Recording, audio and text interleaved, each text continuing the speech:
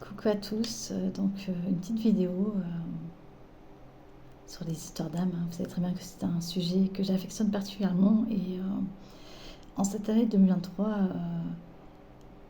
des retours que j'ai et de ce que je ressens du point de vue collectif et individuel, nous sommes vraiment dans une année de destruction à bien des niveaux du côté des relations sacrées, vraiment.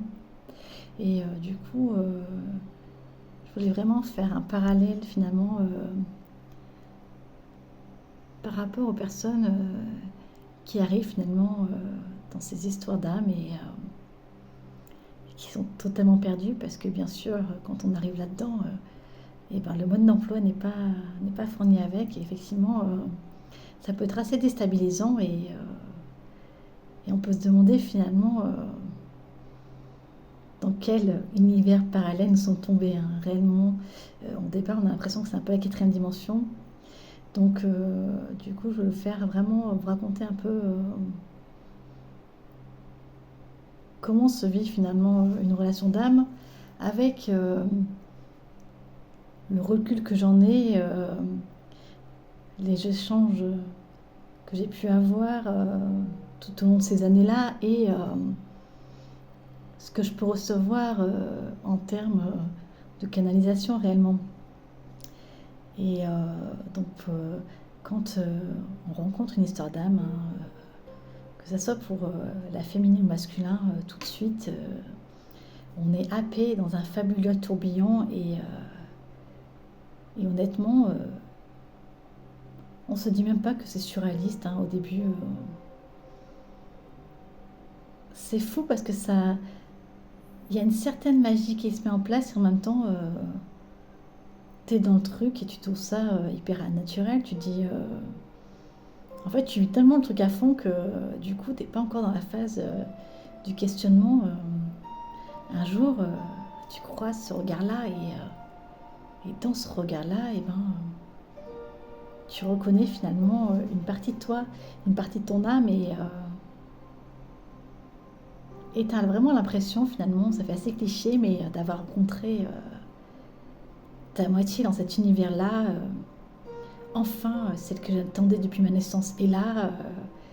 Et, euh, et le masculin aussi voit cette rencontre comme quelque chose de réellement à part, mais pareil au départ, hein, il vit le truc.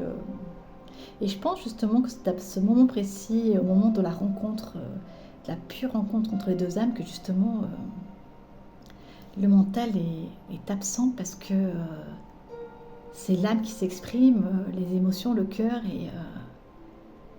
et ça te bouleverse tellement d'intérieur en fait que tu te penches pas sur ces trucs de mentalisation à l'extrême ou quoi. Et, euh,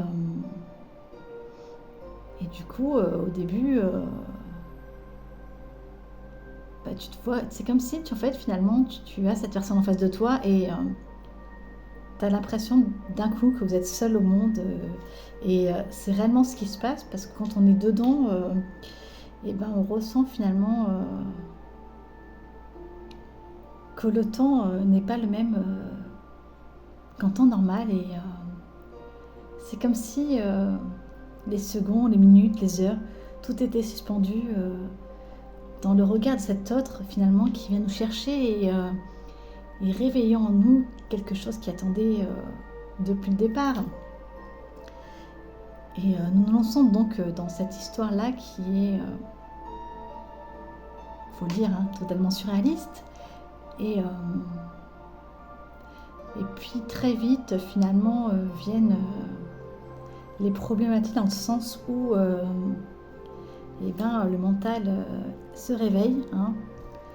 Donc la féminine, le masculin ne vit pas les choses de la même façon à ce moment-là, dans le sens où la féminine, elle, se dit mais c'est quoi cette relation-là, je ne comprends pas. Donc elle commence à faire des recherches, hein, et d'où le chaser, hein, mais vous verrez au fil du temps, avec le recul, dans quelques années, finalement les termes n'auront plus le même sens et ce qui restera c'est vraiment le vécu et ce que ça vous aura apporté en termes de leçons de vie et d'apprentissage spirituel réellement. Donc la féminine cherche à comprendre finalement ce qu'est cette relation. Et c'est drôle parce qu'au départ, quand on n'a pas les termes, effectivement, on n'arrive pas à trouver ce que c'est. Donc on cherche un peu sur Google, hein, tout le monde a fait ça en tant que chaser. Donc alors, regard magique, attraction folle, etc. Et on finit par trouver sur les termes que l'on attendait finalement FJ, hein, flamme jumelle, voilà, mais sachant qu'il y a différentes histoires d'âme et j'en ai connu plusieurs dans ma vie. Et il y a quelque chose finalement qui se joue de ce côté-là. Donc la féminine elle est contente, elle a trouvé enfin ce que c'était, hein, mais ça ne lui suffit pas parce qu'elle a envie de tout expliquer. Et puis elle, c'est une chercheuse de vérité et elle doit tout analyser, tout décortiquer. Et elle est vraiment dans cette action-là parce que bien souvent, celle qui chasse, entre guillemets, hein, c'est la féminine, mais elle a une polarité qui est yang, donc extrêmement affirmée. Donc déjà, elle sait ce qu'elle veut. Et de base, elle a déjà une certaine ouverture spirituelle que son jumeau n'a pas forcément, en fait. Hein. Et lui, de son côté, commence aussi à se poser des questions, mais ces questions à lui, finalement, commencent à devenir des peurs dans le sens où cette relation-là ne colle à aucune case stéréotypée et lui, il est totalement perdu en fait. Hein. Il a l'habitude de classer les choses et là il peut pas. Et il sent que cette relation commence à prendre toute la place et lui, il a l'impression finalement de se perdre très vite là-dedans et de ne plus savoir où il en est parce que plus le temps avance et plus il est de moins en moins finalement dans son émotionnel, dans son cœur, même si sa féminine, c'est une rencontre marquante de sa vie, mais il laisse finalement toutes ses appréhensions prendre le dessus et il se le demande finalement dans quelle galère il est tombé, c'est réellement ça. Hein. Et dès le départ, hein, très vite, il y a cette envie de fuir. Elle, la féminine, en plus, elle est super contente parce qu'enfin, elle a mis le doigt sur le terme qui définit la relation. Donc, elle se dit waouh, c'est magique de vivre un truc pareil. Et elle a qu'une envie, c'est d'en parler à son jumeau. Aïe, erreur fatale, le truc à pas faire. On ne peut pas finalement forcer quelqu'un à s'éveiller s'il n'est pas prêt. Et on fait tous cette erreur au départ. Hein. Je l'ai faite aussi avec ma flamme jumelle, effectivement. Et mais de toute manière, je pense que les choses suivent le cours qui leur est défini de base. Et il y a un sens qui finit par se faire au fur et à mesure. Donc notre féminine est toujours love, love, love. Hein, son jumeau, hein, pour elle, c'est l'homme de sa vie. Hein, et elle finira sa vie avec lui, c'est sûr. Elle a écrit, elle a tout est prédéfini. Limite, elle a la date de mariage en tête. Hein, donc c'est un peu cliché, mais quand on est pris dans cette spirale-là, c'est un peu ce qu'on pense en tant que féminine, vraiment. Et concrètement, même si la féminine ne dit pas tout, heureusement, parce que autrement ça ferait encore plus longtemps qu'il aurait fui notre masculin. Mais lui, finalement, de son côté, commence à mettre de la distance. Et la féminine ne comprend pas cela parce que elle sait, elle, que c'est une chance de vivre un truc pareil. Notre masculin, lui, sait que c'est quelque chose d'à part. Il sait d'une certaine façon qu'il rencontrera personne d'autre comme elle. Mais lui, ce qu'il veut, c'est la simplicité. Il n'a pas envie de se prendre la tête concrètement. Donc lui, il va aller progressivement vers la fuite et laisser finalement notre féminine dans un espèce d'enfermement personnel finalement qui va déclencher sa nuit noire de l'âme à elle. Parce que lui, au début, ce sont des petites distances, hein, mais il finit finalement par mettre un terme et il n'est plus finalement en capacité d'aller au bout des promesses qu'il lui a données parce que notre masculin n'aime pas sortir de sa zone de confort et là c'est trop compliqué pour lui. Il faut dire que toute sa vie, on lui demandait d'être comme ceci, comme cela. Et notre masculin aussi a souvent une loyauté familiale très très forte qui est accrochée à tout cela. Et ça, plus toutes ces problématiques internes et tout le passif familial, transgénérationnel et toutes les vies antérieures que notre féminine et notre masculin ont vécu ensemble font que ce masculin-là, eh ben, il ne peut pas faire face à cela. Et pourtant, faut pas croire qu'ils font ça de gaieté de cœur. C'est réellement un crève-cœur pour eux. Mais quand on n'a pas ce recul-là et quand on est dans ce scénario précis-là, la féminine, elle ne comprend pas. Elle est défaite, elle est au bout de sa vie et elle se demande même si elle s'en sortira un jour. Hein. Et donc la coupure, ça y est actée entre les deux jumeaux. Et là, les synchronicités battent leur plein. Hein, et les synchronicités, finalement, seront toujours là pour rappeler aux jumeaux ce qu'ils sont l'un pour l'autre, en fait. Hein, vraiment. Donc au début, le masculin, lui, est dans le déni.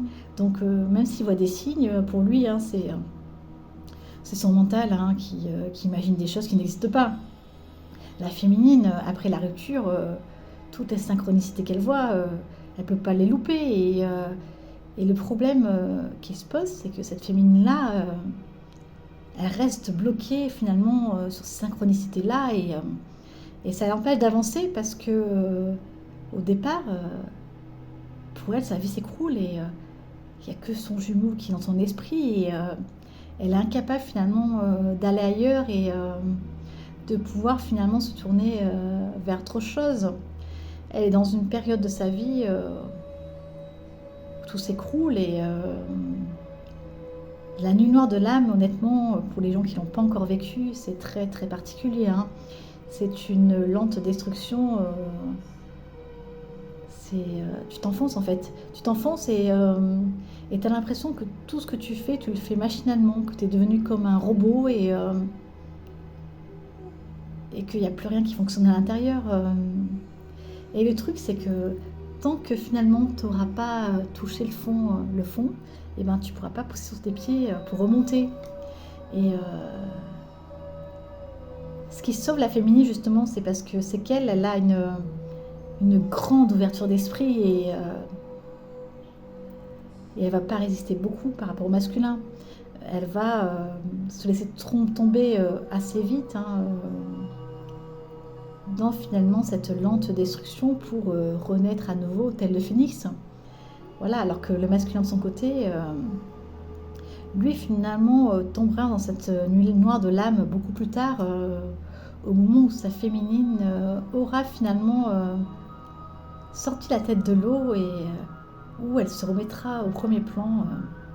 Donc lui à ce moment-là ne sentira plus finalement le lien, la connexion entre sa féminine et lui et là c'est la perte de repère totale et notre masculin entre dans la nuit noire de l'âme qui peut durer pour eux extrêmement longtemps dans le sens où ils résistent au maximum pour ne pas tomber et ça peut durer réellement plusieurs années. Hein.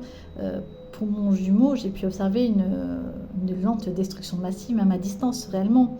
Et je pense finalement avec le recul que j'en ai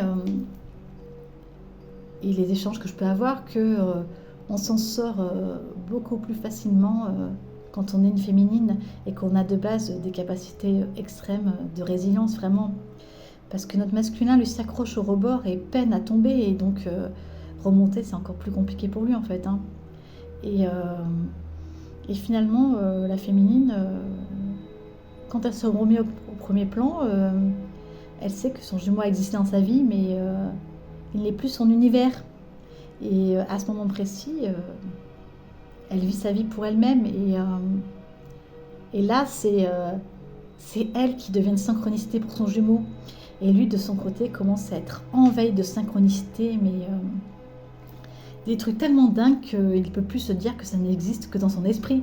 Et il est obligé de se dire finalement que il y a quelque chose de très particulier et que ça ne peut pas s'expliquer. Mais, euh, mais lui, de son côté, peut rester dans la fuite pendant très très longtemps.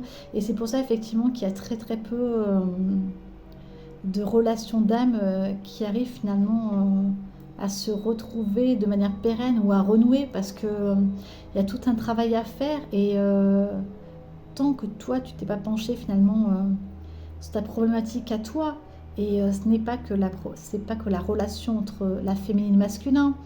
Il y a plein de choses à épurer parce que tu dois épurer dans ton passif familial, dans ton enfant, dans tout ce qui est des transgénérationnel et puis au fil du temps, surtout quand tu es une féminine, tu cherches de partout, tu cherches des solutions, tu cherches finalement à te redécouvrir d'une manière différente. Et je pense, et pour l'avoir vécu aussi, que quand tu sors de cette lumière de l'âme, c'est vraiment une nouvelle naissance qui apparaît et tu pourras plus jamais voir les choses de la même façon parce que ça t'a transformé de l'intérieur réellement. Voilà, c'était mon petit Laïus, grand Laïus. Je pense que je continuerai dans des prochaines vidéos à parler des relations d'âme, car c'est quelque chose qui me passionne et aujourd'hui, je pense avoir le recul nécessaire pour en parler et pour vous donner finalement des fragments de vécu d'âme. Voilà, à bientôt.